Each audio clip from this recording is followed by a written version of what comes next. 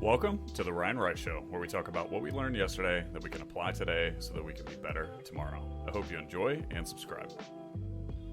What's up, everyone? Today I want to talk about private money, and specifically how I raised and leveraged private money in my real estate business, particularly in my first 12 months doing so full time. So if you don't know who I am, my name is Ryan Rice. I'm a full-time real estate investor. I just finished my third year investing in real estate full-time, where I flip houses, I wholesale, and I buy rentals. And it is December of 2023 for those of you that are listening in the future and want to know how where in the spectrum 3 years was. So from June 2021 to April of 2022, I bought 23 flips, all with $0 out of my own pocket at the time that I bought the homes. And I used hard and private money to fund all of those deals. And so I raised just over $1 million in private money. And to define what private money means, at least for me, private money is like people like you and me that just have some extra cash in the bank. So truly private money. And they are looking for an investment vehicle. They don't have the time or resources or don't have the desire to get into real estate, but they have extra cash, and that's the way that they can put money into real estate and help their money grow. And so that is how I would define private money in this sense. And again, I raised over $1 million of that in my first 12 months. And then I raised over $3 million in hard money. And for those of you that don't know what hard money is, it's called hard money just because the money is backed with a hard asset, meaning someone loans me money and they take a first position lien against the asset, which is the house. And if I stop paying them, or if I do something different than the terms that we've agreed upon, they can take the asset. And so it is a strictly based asset loan. So in the first 12 months, I raised about $4 million in total money to buy the 23 houses, and now I am funding almost all of my deals that I'm doing exclusively with private money. So I did about 45 to 50 real estate deals this year. Not all of them were flips. I didn't buy 45 to 50 houses. A lot of those were wholesale deals, but almost all of the homes that I'm purchasing now were funded exclusively with private money, meaning I found somebody, again, just some extra cash in the bank, and they'll fund the entire project. And I make these, I make this content just because I don't want you to make the same mistakes I have, and I hope there's something that you can learn from the mistakes that I have made and the experience that I've had. And I don't have anything to sell you. I just want you to get rich flipping houses, and I hope this is helpful. So let's get into it. I have kind of developed my own framework, and I did it in a way that hopefully you guys can remember. And so I'm going to use the word private. And it's going to be an acronym, and hopefully that can help you remember. And if it doesn't, then oh well, I put all that effort for no reason. But here are some of the steps in that framework of the word private. So let's start with the word P.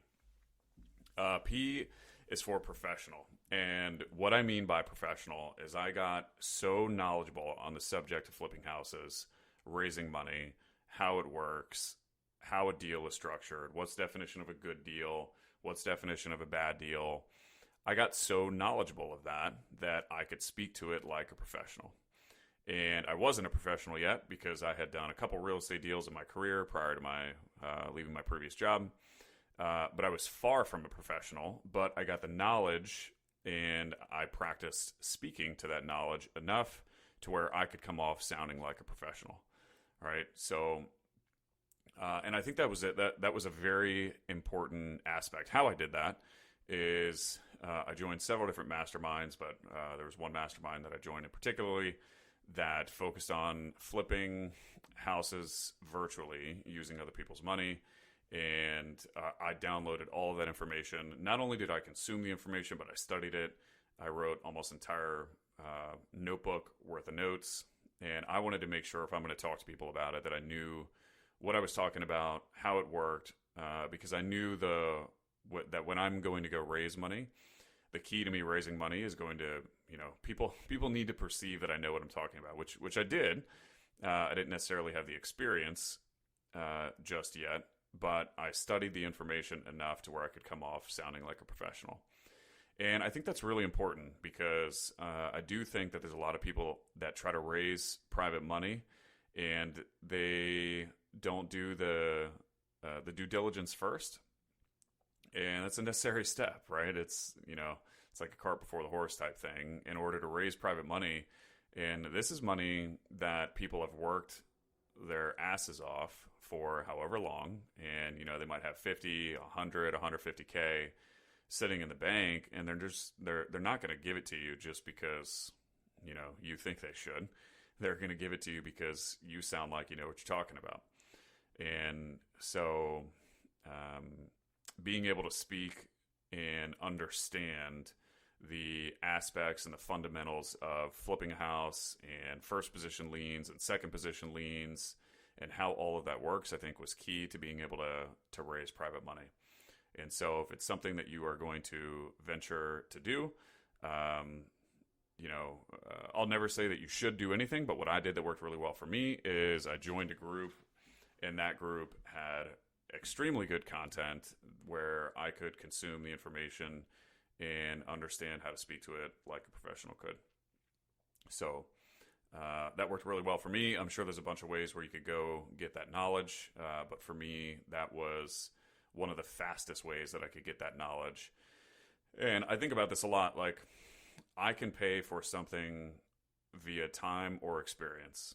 I could pay for something via time or via money, right? And at that time, I chose to pay for something with money that is going to shorten the amount of time in order for me to get the knowledge that I needed, right? And so the reverse of that could have been I could have paid for it with the experience and learned what I learned in that short amount of time over the course of 2, 3, 4, 5 years investing or trying to raise private money, and I would have learned all of that stuff in that way. But in the moment, time was more important to me, and I chose to pay for that knowledge with money. So that was the first thing that I did. Real quick, as you know, I just recently started this podcast. If you could like and subscribe, it would mean the world to me. And even more importantly, it could help spread this podcast to a broader audience, which could in turn help change a life. All right, let's get back to the show.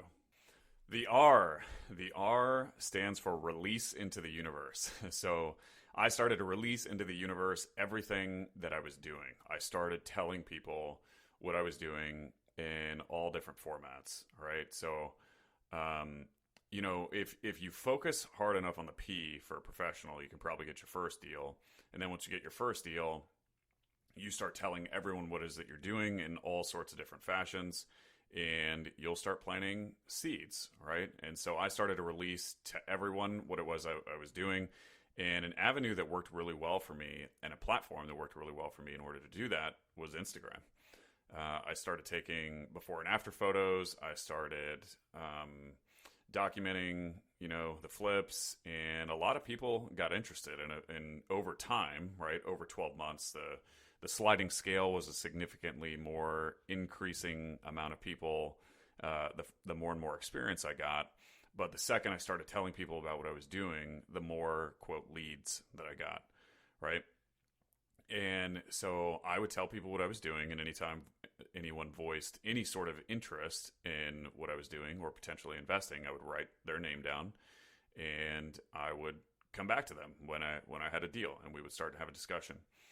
And so I think telling people, or releasing into the universe, as I'll call it, so it fits the acronym, is a really, really important step, because the more people that know about what you're doing, the more opportunities you can create, the more leads you're going to generate. Some other ways that I started telling people about what I was doing is everyone that was close to me, I would talk to them about what I was doing, right? Friends, family. And it wasn't like I didn't show up and shove it down their throat that I was buying houses and raising money and all this stuff. But in gradual conversation, I sound naturally interested in what the other person is doing. They're going to, be interested in what I'm doing. And I tell them, like, hey, I've been buying houses. And one thing that's actually been working really well is I can generate some extra cash flow for people that aren't in real estate but that might be interested, right? And then I'll just stop talking.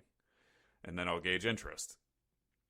I have raised, gosh, it's probably approaching $500,000 from Instagram alone from people that I don't know. And I've also raised money from just casual relationships with friends and family. I've raised a lot of money with casual relationships with people that were close to me. And I've also raised money from relationships like, at the gym, or just in any opportunity that I had to meet somebody. I would take it as an opportunity to talk to them about what I was doing, or to release into the universe what I was doing. And so, for example, if there was someone that I was working out with at the gym, or someone that I talked to a lot at the gym, obviously, like, a very common question is, what do you do? Or how are things going? The what do you do question, I would say, hey, I invest in real estate, and I help everyday people like you and I invest in real estate as well. And those that were interested, they'd be like, what, huh? What was that? And I would get to talk about it. And, it was relationships like that turned into investments. So, for example, one example that I have where this worked really well is I had a neighbor. She lived across the street. She was VP for Fortune 10, 15 company in finance, had a lot of extra cash on the sidelines.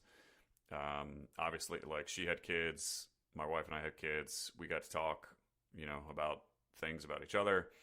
And the more that we got to know each other, she would ask questions about what it was that I was doing. I would explain to her what she was doing. And she ended up investing hundreds of thousands of dollars into my real estate deals in my business. So that's just an example. And I think there are so many of those relationships out there.